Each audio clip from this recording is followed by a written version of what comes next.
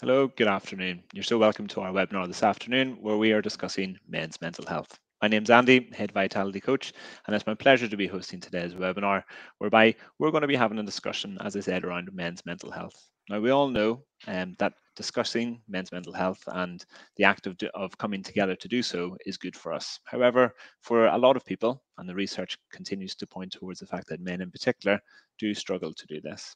So today, in today's webinar, we're going to take a little bit of a different angle, and we're actually just going to come together and we're going to have a discussion. Now, to do this, I have a fantastic panel with me, and I'll introduce them just now. So firstly, we have Jonny Kibble, Head of Exercise and Physical Activity. We have Silvia Cordoba, Vitality Wellbeing Coach and Mental Health and Wellbeing Specialist. And finally, but certainly no means least, we have Dan Sibil, who is a retired accountant and CrossFit coach. Now, just to set the scene, Silvia, could you give us a little bit of an indication, or sort of set the scene for us as to why are we here today to discuss men's mental health? Yes, thank you, Andy. I'm really glad we're here today because I think it is really relevant and sometimes perhaps not a lot of opportunities that we have to talk about these things. So, um, thinking about this Men's Health Month, trying to focus a little bit on men's mental health, I guess the idea is that perhaps we try to test how is it that we feel about talking about mental health. So I want to throw that question to you all three in here and to everyone who is here with us today, just thinking about and taking a moment to reflect, how do you feel and how do you find talking about your mental health? Do you feel safe sharing your thoughts on this? And ideally, I want to hear that from you and having an opportunity to see um, perhaps what are the difficulties in having that conversation, or what makes it possible for you to actually have it since you're here today with us. So how do you feel about talking about your mental health, Dan, Jonny, Andy? I don't know. Do you want to go first? Yeah, I think now I'm completely fine talking about it. But after the journey that I've been on, but I don't think it's always been like that, especially as I was younger, growing up with all the pressures that society puts on you as a guy, I guess. There's the whole, macho image you've got to portray potentially, or I thought you had to portray anyway. And obviously talking about your feelings, your mental health, how you're doing, how things are affecting you. Thought other people might potentially look down on you for doing so, or potentially looking at you as less of a man for doing so. But now, after the journey I've been on, definitely don't mind talking about it. And I think talking about it myself with others also helps other men as well start talking about it too. But Dan, don't know what your thoughts are. To be fair, I could really echo what you've just said, Jonny. I think the journey with discussing mental health has been a difficult one. I think I've come at it from a very different perspective throughout my life.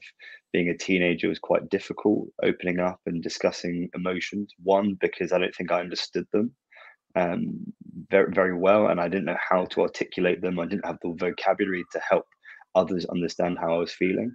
And then as a young adult, found it equally as difficult because then, as you said, like the societal pressures are more significant than maybe when you're growing up. There's this pressure to be a certain type of man. And it wasn't until very recently, maybe in the last year and a half or 2 years, that I took back ownership of the narrative of how I discuss my mental health and why it's important to me and the benefits for me and other people. So it's been a tough journey, but one that is ultimately really important and has been really important for me personally. And I think that a lot of men are now benefiting from as well. Is there is no script for how to actually discuss it. You just have to kind of find the way that best suits you. Thank you, Jonny. Thank you, Dan. And perhaps I want to invite you all, before I give the chance to Andy to speak, to perhaps own it by saying, when I talk about it, sort of, if we can try to model that conversation throughout this conversation we're having, instead of saying, oh, when you find it difficult, saying when I have found it difficult, or when I did. Because I think what's really valuable from hearing you both now is that you're both really aware of how perhaps your experience has made you more able to then talk about your mental health. It wasn't until certain experiences happened to you, that hopefully we're going to hear about, that you have become able to talk about something that initially may have been something really alien or just difficult. So just Andy, how do you find talking about your mental health, your feelings, and do you feel safe to share about these? Firstly, Silvia, thanks for that very small insight, but a small but significant insight there in terms of using I think that's really sort of that's got me thinking. But yeah, I think everything that's been said, I can certainly resonate with, and I can echo that. I have probably thought throughout, and I suppose I've been reflecting on this in advance of today's discussion. I think I've always been doing the right things. I'm sort of, in terms of what I do for my role, what I love to do personally as well, is sort of I like to exercise, I like to eat the right things, and I've always noticed, however, with doing those things that yeah, at times it's not been easy. And for me, my story is kind of like the disconnect with that in terms of appreciating through my 20s. You go through, like I certainly personally went through, a vast amount of change in terms of new cities, new countries, new relationships, and then in my 30s, I'm sort of now approaching the end of my 30s. There's been even more, and I think there's always been sort of like you experience those, and I'm always open to those experiences, and that's what life is, and that's what sort of you put yourself forward for. However, it's not always been easy, and it's not always been as it is sort of on TV or in the books that you read or on the movies that you see. There's always been that bit of a disconnect, and it's probably only as I've been exposed to more experiences and done more things that I've actually realized, that's within me, and that's my mental health in terms of my resilience to coping with and dealing with these experiences. And I don't mean all negative experiences, positive experiences, as well. So it's been taken out a little bit. I suppose I've had the benefit of a bit of time to sort of reflect and stop at times to say, actually, that's not how I thought I would feel at that time, or I'm here now and I don't feel like I should, like I thought I would be feeling. So I suppose, yeah, with a lot of those experiences, then I've kind of learned as well to open up and to discuss with some. But I would say it's still not a good habit. I'm definitely much better at running, like, and that's a habit that I find really, really easy. Whereas this, even just right now, is something that requires a bit more work and a bit more practice, I would say. Yeah, thank you. And having that awareness is so important. So perhaps connecting with what you just said, Andy, and thank you. I guess I'm thinking about which experiences or which memories or moment have you had that maybe marks or could be an example of a time in which you had to sort of go against that discomfort and share about things, or what moment do you remember, each of you, that perhaps was that difficult situation or that very key situation in which you had to go against those sort of expectations or pressures that you had? If you're happy to share as well which expectations or pressures you were feeling and how perhaps that moment made you notice that or made you go against that. Don't know, for me, one of the sort of tipping points, I guess, on my journey, one of the things that kind of I'd had talked about my mental health before this point, because I'd had kind of bouts of anxiety and depression prior to this time. But the kind of tipping point for me was I was actually on holiday with my fiance, sort of sitting on a sunbed in Lanzarote and literally having a panic attack on the sunbed.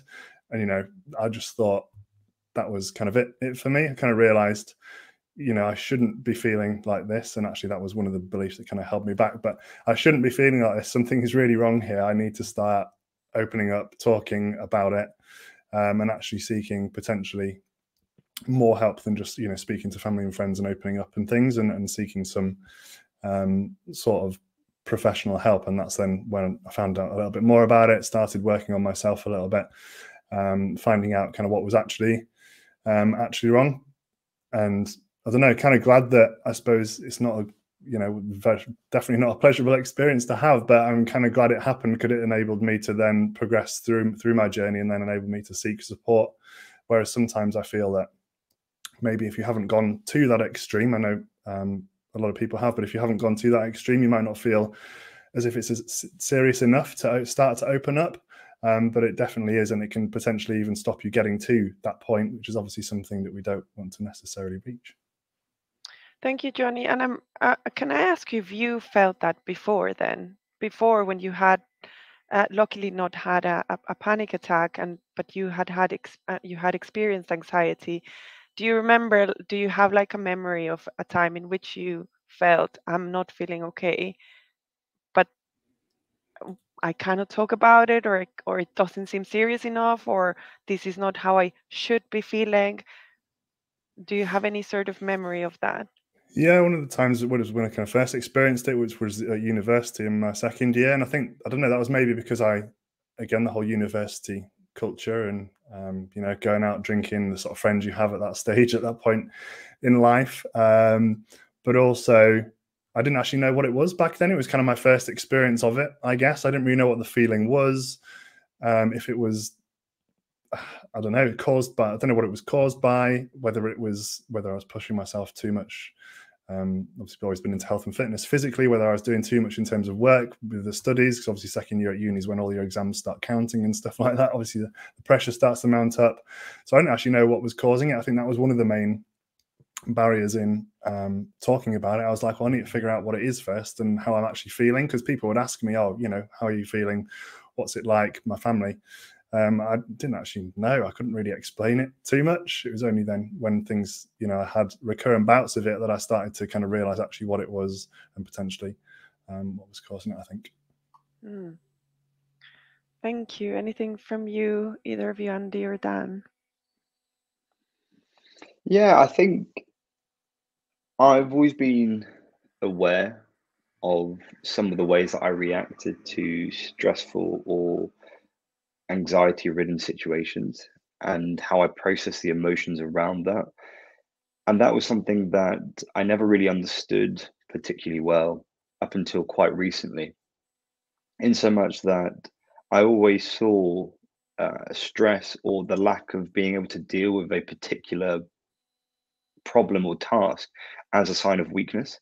And I used to group all those emotions, into a kind of bucket of, this is a suboptimal and I feel less of a human as a result of this, because everybody around me seems to cope with stress and anxiety and low mood and thoughts like that. But for whatever reason, I find it quite crippling at times. And I kind of ignored all those emotions and tried to suppress them for so long out of fear that I'd be judged or I'd be seen as less than as a result of feeling them. And that made it really difficult for me when I came to a period in my life when I could no longer suppress them, to then open up and discuss them, because I made this image of myself as, no, I don't do that. I don't get worried. I don't get anxious. I don't get stressed. And then all of a sudden, everything, all the pillars that I'd built that image on just came falling down. And I had to relearn how to then process the emotions, give myself the space to actually acknowledge them, feel them, understand them, and recognize that now I was forced to try and understand how to unpack them and how to use them and how to actually learn from them. And that's something that I'm still getting to grips with now. I can own my own story a lot better than I did before. But when it comes to talking to friends about difficulties that I've had in my life, I've always been much better at listening than talking. And I can always offer an ear to people and help them try and feel supported. But it's always been a double standard where I've always been tried to support others, but never known how to ask for help myself. And that's still something that feels very uncomfortable to me, because part of this previous identification is still rooted in the idea that talking about my emotions, being willing to be vulnerable and acknowledge that I don't have it all figured out, that I'm very much the imperfect product, is still something that I battle with day to day. Thank you, Dan. And I'm guessing lots of people hearing us and hearing you will feel understood, and that will resonate with them. And just being able to acknowledge that sometimes that message of no, I cannot feel like that, I am coping, everyone else seems to, maybe the biggest sort of journey that we need to get on to work on that. Andy, did you want to say something? No, it's just particularly what you said there, Dan, that really resonates with myself in that, yeah, probably for my own, in terms of my own sort of thoughts and just thinking about your question, Sylvia, yeah, I think university was probably the first time that kind of you're really, I suppose, I moved countries and you really step out of your comfort zone. And yeah, that's kind of was a strange time, and everyone else around me seemed to be totally on top of it and totally, you know, okay with things. Whereas, yeah, at times, sort of I didn't really feel on top of it, but it was probably the same for everybody, and there was just absolutely no discussion around that. And that's kind of looking back, I sort of almost feel that's a little bit of a shame, isn't it? Because then it does that taint your experiences, but then also, Dan, what you said there around imperfection and your learning, I think that's also what I'm learning now, is to appreciate that it is what it is and that's what it was. So in terms of what you were doing at that time, how you felt, maybe I'm sort of kind of learning to just accept that. And then that was part of my learning, and that was the journey that I was on and I'm on. And it's definitely getting sort of comfortable with that imperfection, in that it never will be perfect. And that there'll always be sort of little things, experiences, or what you're doing might be a bit rough around the edges, and you might never feel perfect, but that's just getting by with life. That's just sort of getting on with things, isn't it? And then, yeah, Dan, sort of just the other thing that you said around helping others, I've definitely used that as well. Like I find it easier in terms of I like to listen, and there's maybe a little bit of like just trying to get, I don't know, is it validation maybe for my own thoughts and feelings, potentially, to then get confidence to share yourself. I've never really heard anyone else say that, but yeah, I would use that as a strategy. But I actually am sort of really interested in others, and have really sort of I suppose I feel a lot. So I genuinely, like, if someone has taken that step to sort of open up and share, then I really, really want to make sure that they know that I'm there for them. Which is great. But then I can also appreciate, and what I've also learned is you've kind of got to look after yourself as well if you want to continue to help others too. So yeah, there's probably a couple of things in there, Sylvia, but yeah, again, sort of all resonates. Thank you. Thanks. So, and I think you're all talking a lot about your own journeys and your own stories. So I would like to ask you all, and perhaps starting with you, Dan, if you can share with us what your journey has been like, and what has made you be here where you're at today and who you are today. Thank you. Yeah, I think my journey is very typical to a lot of people who have wanted to kind of forge a career and left university feeling a little bit lost about their place in the world. And that is definitely how I felt when I left formal education, is that I came into the world of working and I didn't really know where I fit. I didn't know what I wanted to do, but I felt a real pressure, a societal pressure to be successful without actually ever stopping to understand what successful truly meant, not just objectively, but subjectively to me. I didn't know what a successful life meant for me. So I went down the path, like so many others, of going to try and work in a good career. And I settled on accountancy at the time.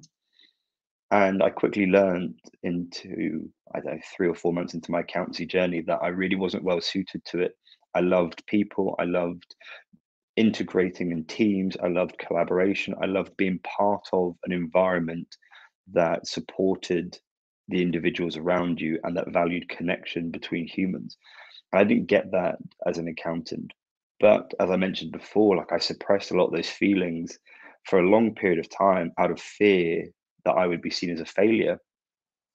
And I think the pandemic was a real equalizer for a lot of us, in so much that it stripped us back to the bare minimum that we had in our lives. And we didn't have the distractions through social events, friends, family, proximity to other humans.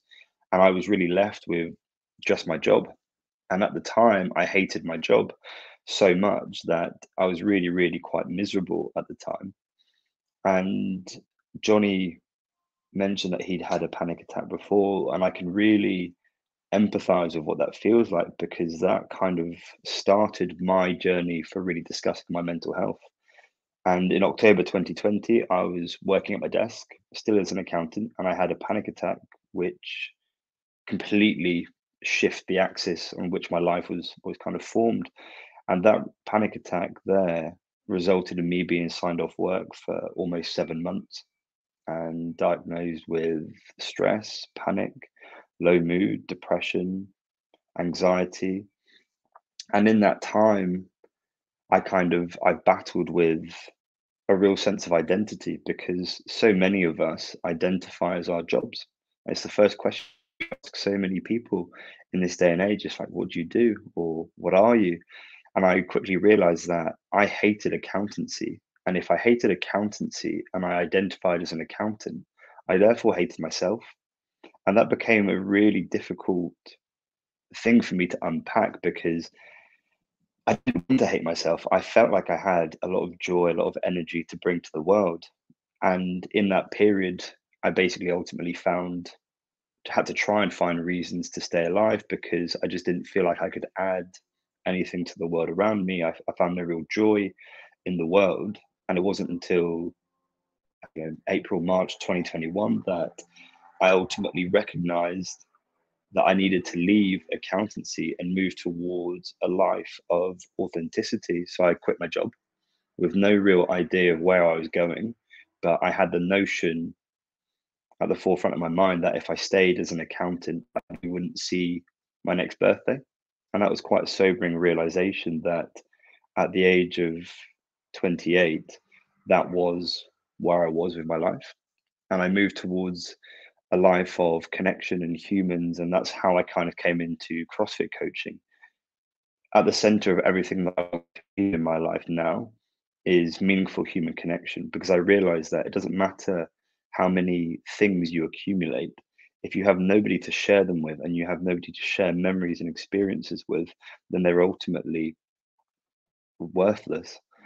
And then I thought, okay, well, how do I help people? How do I prompt people to actually have discussions around growth and self-development and self-awareness, whilst also improving their lives? And like both Jonny and Andy have alluded to the fact that like physical well-being is a pillar of so many of our lives. And that was something that I really resonated with, because community running and sport really helped me overcome a lot of the difficulties that I was having in my life. And it's been just over a year and a half now since I quit my job, and I haven't really looked back. And I still have my struggles, and I still figure it out, and we have good days and bad days. But ultimately, I feel for the first time in my life that I actually understand and know who I am. And that isn't the same person as I was 2 years ago, who was pretending to be an image of what he felt needed or wanted to see of him. So I think that's probably the shortest way that I can sum up my journey there. But it's been one hell of a 2 years, I'll say that much. Thank you. You don't need to sum it up, by the way. Happy to hear you talk for ages. That's such an interesting story. And I think it takes a lot of, when you were talking at the start and saying that perhaps it's still a process to sort of break that stigma of feeling these things being a sign of weakness. It's just the complete opposite. What you're sharing, it's such a strength and a sign of being brave to actually go and do what you've never thought about doing, stopping to do what you always thought you had to do, or you were meant to do, or you could do, and has taken you on a very different path. And it's been short, but it's really good to hear how it's been meaningful for you. Thank you. Sorry, Jonny, you had unmuted, so I didn't want to interrupt your conversation, Kyria. No, It would be good to hear from you as well. I was just going to say, thanks, Dan, for sharing your story, and I can definitely sort of relate to, and I'm sure many people watching will be able to relate to different parts of that, even though all of our journeys are completely different. And I don't know, some of the stuff that Dan said I definitely related to.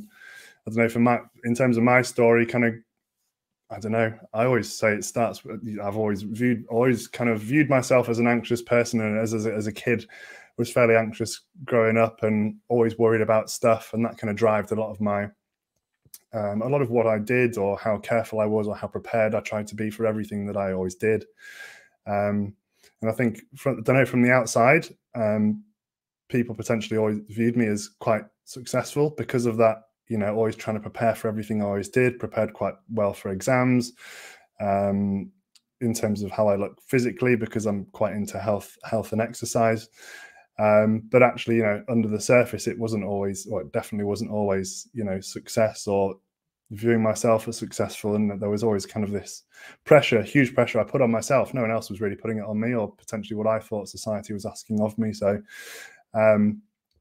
So yeah, I kind of started, I don't know, I first experienced, I guess, sort of quite serious anxiety and depression in the second year of university, although I'd had kind of quite bad anxiety prior to that time.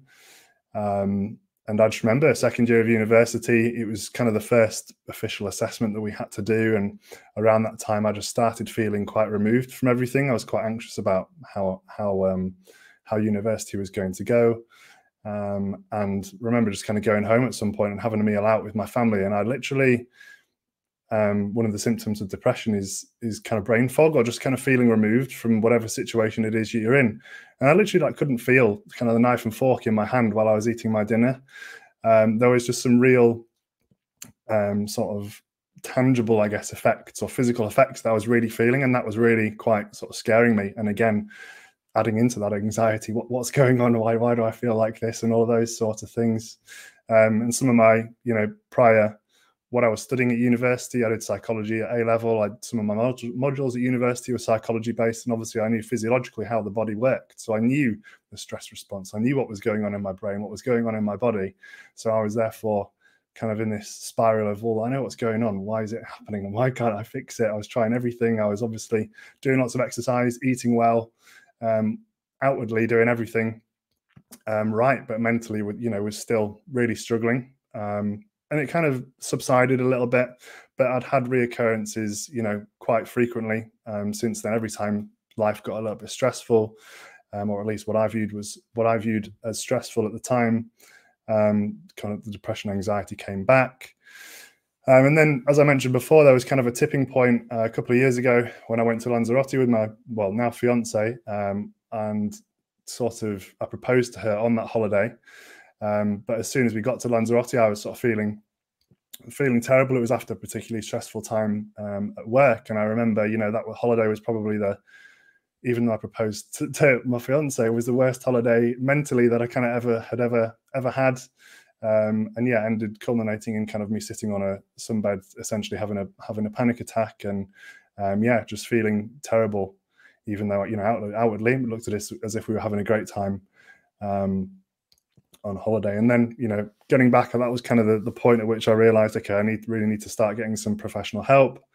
Saw a GP. They kind of advised me on what potentially to do. I didn't really want to be on medication, so sort of said I didn't want that, but had some CBT that kind of helped start the ball rolling. Definitely didn't fix anything straight away, but I think every little helps. And then yeah, went on a massive journey in terms of doing my own research, doing a lot of introspection, as Dan kind of said, about myself, my feelings, the pressures that I was putting on myself. And yeah, kind of eventually came to realize that it was all, as a lot of things are, self-generated for me. It was all coming from myself as opposed to everything outside. The sort of impact that these events were having on me was completely of my own kind of creation, and that's led to me kind of where I am today. And I feel great. And that's not to say that things won't happen in future that will definitely have an impact on me, but I definitely feel as if I have the tools and everything and the strategies and the mindset as to I can definitely get through it in future. Thanks, Jonny. It sounds like definitely life-changing holiday, that one then. Yeah. The big events happened. And yeah, I mean, it's really good to hear that I mean, it's really interesting to hear. I'm not saying good, because it must have been really difficult, but you were doing a lot of things and you were understanding a lot of things and you were working on your body and you knew about your nutrition and you were very motivated to continue your sort of physical exercise side of things, but there was something missing. And I hear you've sort of added new strategies and you're aware that things may happen again, and you're able to deal with them, and you'll build into new tools, new strategies, and also get support when you need. And also, just to add on that, which is really useful to hear, and thank you for sharing your story and your decision. Everyone's story is different, and your decision on taking or not medication is very personal. And I know that for some others, it's necessary and very helpful to take that. So it depends. And also, you were provided, I'm glad you were provided the option to go to have some verbal therapy, and that may be very beneficial for people. There's different approaches. CBT, as you said, it's not going to be the solution to everything, but it gave you a lot of different tools, and I guess another way of looking at things that helped you back then. And for anyone who's hearing, just useful to mention that there's different approaches to therapy, and there's different approaches to these things that can be useful. So yeah, thank you. Just wanted to make a note on that. And do you want to share about your journey and your story? Yeah, Sylvia. I suppose I can resonate so much with what both Dan and Jonny have shared, and thanks, guys, for doing that. Really, really, really interesting, profound stories. In terms of my own journey, probably I've maybe already sort of alluded to this a little bit, Sylvia, in that I suppose I have always, and now my wife and I, we seek out change and we seek out development, which is sort of part and parcel of life. And I suppose through my 20s and now sort of into I suppose my 20s was probably defined by moving different countries, working in lots of different areas, having some very unique and interesting and wonderful experiences. And then sort of in my 30s, I suppose it's been very much around maybe focusing more, not focusing on my career more, but I suppose working in a very different environment, transitioning with that, becoming a father, this was getting married, becoming a father, all of those sort of like big life events that you do. So I haven't, at least to my knowledge or to my experience, I haven't reached a tipping point whereby I have experienced a panic attack. Listening to both Dan and Jonny, I can empathize with what they're saying. However, I don't think that I have experienced those similar things. And I suppose just listening to you then, Sylvia, that's just my experience, isn't it? It doesn't mean anything different. However, just reflecting on it, there probably have been times where I've been low in mood, or you know been struggled to think, or again, I've got a very patient wife who's probably seen at times in me whereby I just haven't been myself, probably for extended periods at time. And there's a balance, I think, between getting through, just need to get through this period of work, or just need to get through this period of trying, like change, or I just need to get through this, whatever it might be. I think there's an element that comes with that, but I suppose for me, maybe it could be sort of characterized by, once the event is done or once that goal is achieved, it can kind of probably hang around for a little while, and it's probably just feeling a bit weird. Like, there's probably no other way for me to describe it, or just feeling a bit strange. But I'm kind of learning to deal with that. And in terms of strategies, that like just getting like little strategies that work for me. So for me, I suppose my journey is characterized by at times feeling quite strange in myself, but I needed like sort of lots of little strategies on a day-to-day basis, which sort of maybe the only way I can think about sort of describing it is almost like letting off steam, and of kind of learning to do those things rather than letting things build and build, because I can now, and most importantly, sort of my wife as well, can spot probably those signs in me before I spot them in myself. She knows, oh yeah, being a bit distant, or you've got kind of like glassy eyes because you're thinking about something that you should be doing or didn't do. So yeah, sort of my story is sort of characterized by just kind of to learn to deal with that on a day-to-day basis, and that's what my experience is. I don't know what it's like for others, or if anyone else can relate to that type of thing. But yeah, just making sure that I've, I suppose, probably learned that it's a day-to-day thing. It's not like every month I'll check in to see how are things going. It could be day to day, or it could be from breakfast time to lunchtime, and also just learning that's just the way it is, and just dealing with that and working through it on a day-by-day basis. That's probably, I don't know if that makes sense. Again, I kind of just it's good to talk, actually. It is good to talk, and makes me wonder what kind of talking has been helpful or unhelpful for you. If you remember at hard times or at good times, what sort of questions, what sort of friends, what things were useful or not helpful at all. I also want to have an idea because we're all different and you all have different stories and we may need different things. You have, speaking about your wife, many people here with us may have that person that knows them and can start the conversation before you're able to start it yourself. Is there anything that you would do or have done that is helpful to start that conversation with others about themselves? As you were saying, Dan, perhaps sometimes you've been better at being a listener than at speaking about yourself. But also, is there any memory of something that prompted you to talk about things, or something that stopped you from talking about things? Because, as you said, for example, thinking or believing that everyone else was coping so well that what could have been a good sort of initiator of that conversation or of that acknowledging that you needed a talk. And I'm not directing this just to you, Dan, but anyone, if you have any thoughts or examples or recollection of when this happened. Absolutely. I think there's lots of times in my life when I've really kind of recognized the benefit and been able to talk to people who are close to me. But before that, Andy made a great point about like self-development and seeking out the change and the growth.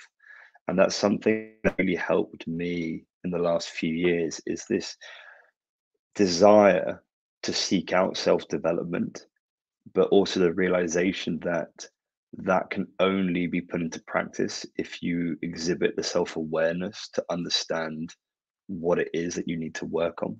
And that's one thing I couldn't necessarily unpick earlier on, is this idea that, okay, well, how do I hack my life? How do I make sure that I'm optimized and my time is spent well?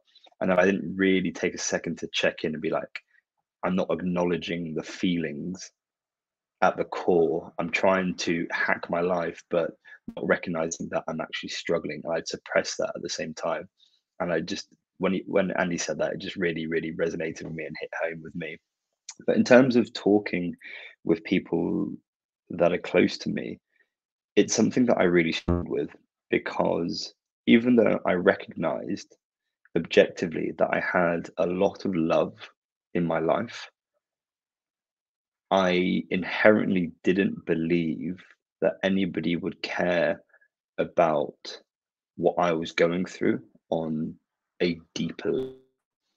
And that's something that stopped me from opening up for quite a long time.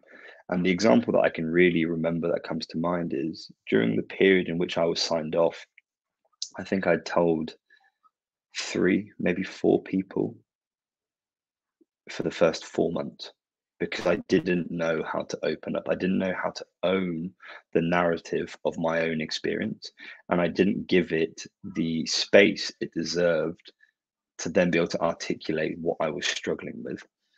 And then I realized that actually I could start to see the love in my life and recognize that people did care about me and that they were there for me, and that it was internal monologue that was sabotaging the way in which I viewed myself. I never felt enough to actually go out and open up in a really meaningful way about that. And that was the shift that I really needed in order to start discussing the problems that I was having, is recognizing that I was always enough, and that I didn't need a job. I didn't need a house in a particular area. I didn't need to accumulate these things to be valued by those that loved me.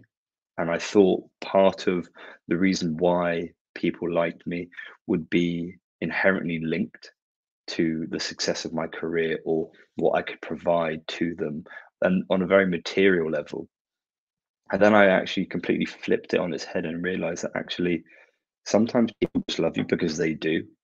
And as soon as I allowed that thought into my psyche and I started to open up and recognize that people gave me the space and I gave myself the space to discuss all the things that had been going through my head, and I gave myself the ability to talk about safe environment, that became really, really impactful because they didn't always offer advice, but they gave me the space to just articulate my feelings. And that's something that I was really worried about, is because I didn't know how to own the feelings and understand. I was so worried that the more people I told, the more advice I would receive. And the advice became quite overwhelming because I didn't know what to do with it at the time.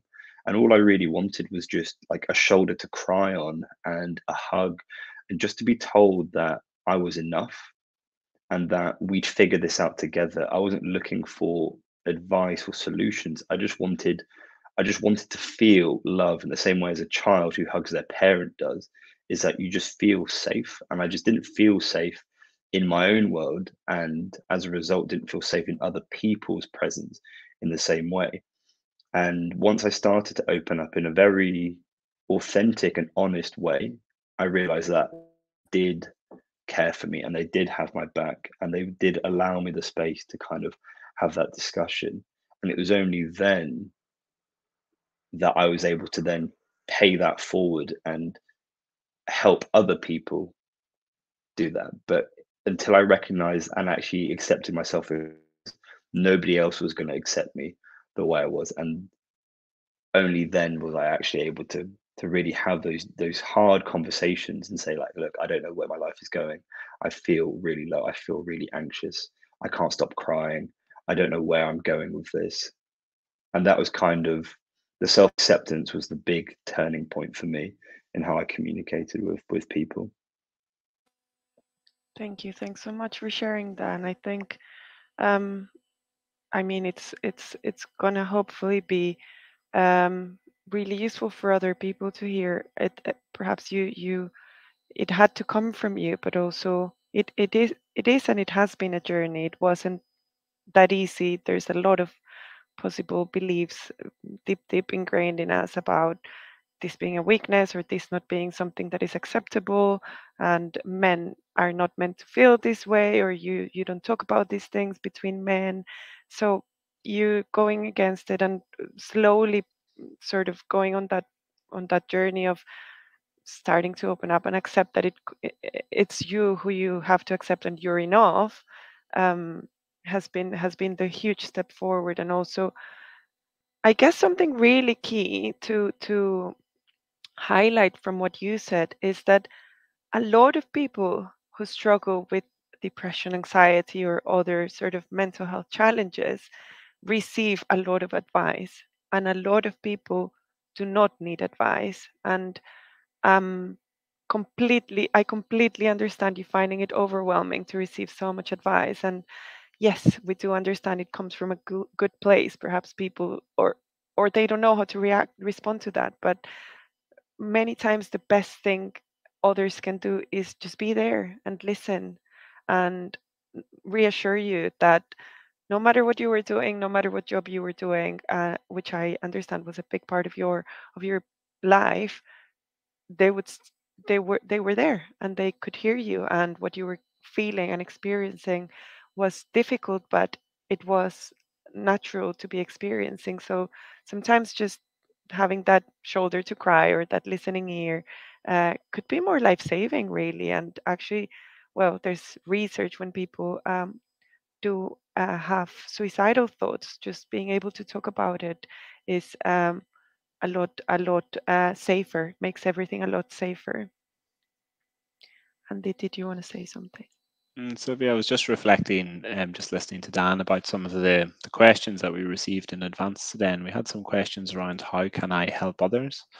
And this was my take on what Dan is saying, is that you don't have to worry about how you're going to help them. Like, just be there, be beside the person that you love, or be beside the person that you're going to that does need some help. It's not required and it's not expected that someone comes with lots of solutions, because all you need at that time, as you said, Dan, was just an arm around you and just to say, look, I'm here with you, we'll figure it out together, and someone to be by your side, which I think is like, it's an empowering thought, and is really, really important, I think. And I can empathize with that as well. Yeah, nobody wants to be told what to do. Nobody needs to be told what to do. And lots of advice, whilst it does come from the right place, yeah, absolutely. But you just need someone by your side, don't you? And that's a really, really sort of important message. Thanks for sharing that, Dan.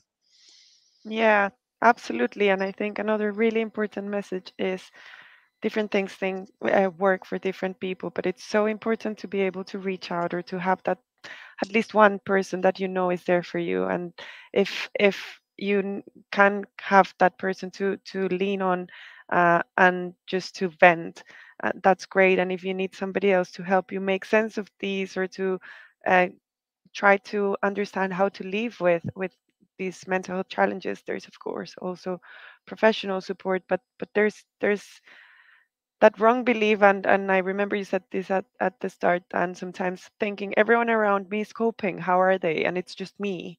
And we're all thinking the same thing, but we're all going through things inside. So I guess with that, I just want to sort of invite, if you all want to share what has actually helped you, what did help, what helped you back then, or and if you want to say what didn't help, but also what things have helped you, or you think could be uh, helpful for others to try.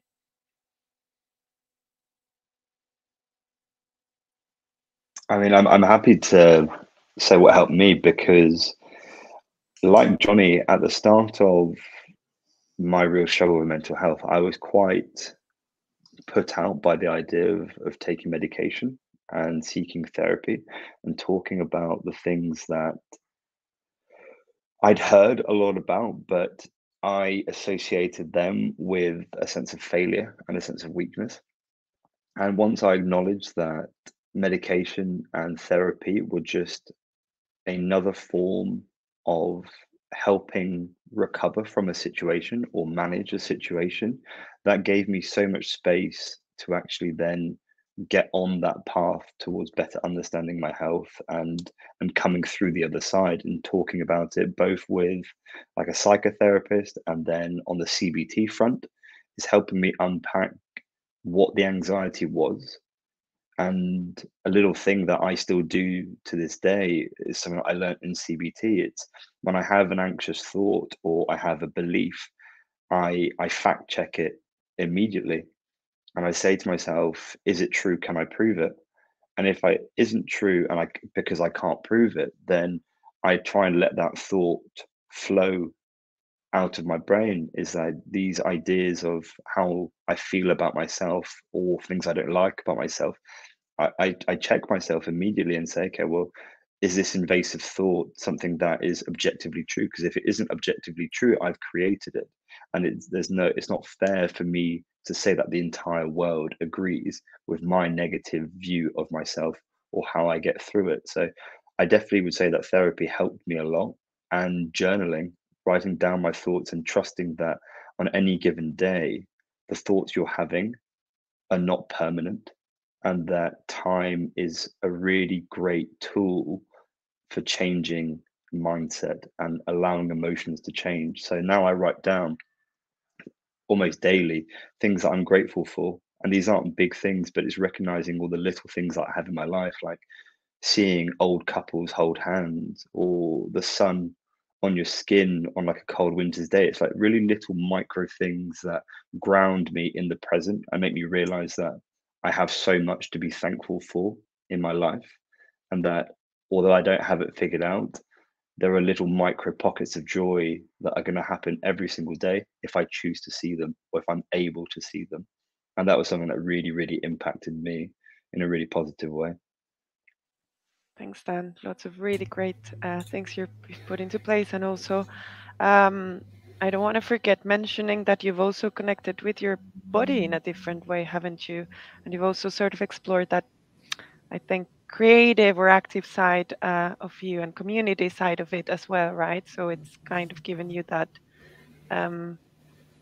different look at how you can work, actually, how you can spend your time.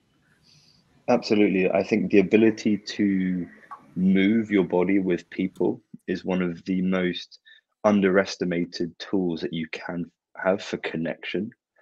Because in a world where we judge each other based on social media or in networking events, these are all kind of masks that we all wear. But when you're sweating with someone, your brain can't process the thoughts quick enough to give an inauthentic answer. So when you're running with someone or you're working out next to someone, you really get a true measure for who they are as a person, and you have conversations which are so much more impactful and so much more meaningful, especially from, well, at least from my own experience, that have really, really helped me kind of connect with people and ask more probing questions, but ultimately more connecting questions. So that ability to work out and move with people is something that I really, really take a lot of joy from, and I really, really appreciate. I think this is the point that we should clarify, that Dan is being extremely modest with regards to the amount in which he is moving.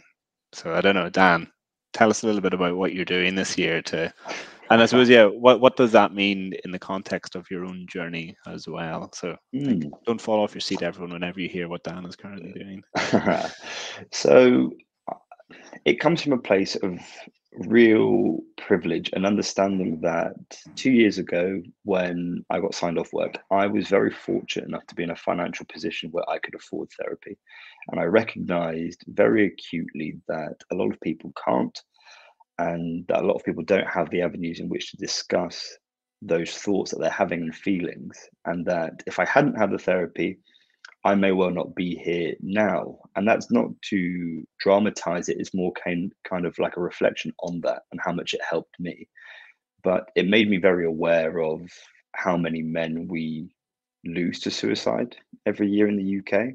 And it didn't sit well with me that I was still here, but so many others weren't. And I decided that in 2022, I wanted to raise money for a charity that could provide early intervention therapy for anyone who needed it in the UK. No questions asked, really, especially because I was on quite a long wait list on the NHS when I got triaged, and it took me 4 months to get to see someone through the NHS, which was quite a big period of time for me to actually to struggle on my own. But as a result of that, I decided that I would run 1 kilometer for every man that we lose to suicide in the UK every year. And that works out as 84 kilometers a week for 52 weeks, which is a total of 4,368 kilometers over the course of the year. And that number, when I see it now, I almost subconsciously add one to it. So on top of the kilometer that I'm running for everyone, I recognize that I could very easily have added and made that 4,369. And I'm running 1 kilometer on top of that just for everyone, everybody who is still here, who hasn't got it figured out, who is still putting one foot in front of the other, but ultimately recognizes that their journey with mental health is always going to be ongoing, is always going to be imperfect, but who is ultimately putting one foot in front of the other and stepping into that arena and being vulnerable and being courageous and being brave and discussing their feelings as best they can at the time that they can. And we're nearly there, thankfully. My little legs are getting tired, but yeah, thank you for that. It's a phenomenal effort, Dan. Congratulations. Thanks, guys. I appreciate that. I guess lots of people will be grateful for that, and that's fantastic. Jonny, I don't want to leave you out. I also want to hear an Andy from you too. What helped you? What sort of things do you think have been meaningful for you in this journey? For me, I guess it's similar to Dan in that it was all kind of to do with thoughts, processing those, realizing kind of actually what they are, what they do, all those sorts of things.